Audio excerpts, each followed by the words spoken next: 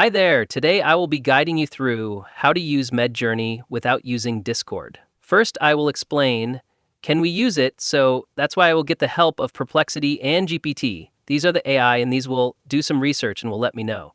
Can we use or not? And the Perplexity said, can I use Midjourney without using Discord? And it replied, yes, you can use Midjourney without having Discord. But there are some important details, and if we ask to ChatGPT, the same reply we got, yes, you can use Midjourney without Discord, simply visit themidjourney.com and log in your account. Now let's do as GPT said.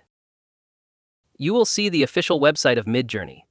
If I click on it, and I Midjourney saying, explore more frontiers of imagination, join our community. I will tap on the icon, look around a bit, so as you can see, I am in the main site of Midjourney, and I'm using it without using my Discord account. But if you want to create images, then you have to purchase a subscription of Midjourney. If I click on the option to create, here you can see it is saying join now, membership start at $10.00 per month. And if I click on subscribe, you will see different plans and in all planned. Not a single thing is mentioned about having Discord account. So simply subscribe that plan which suits you and use it without having Discord.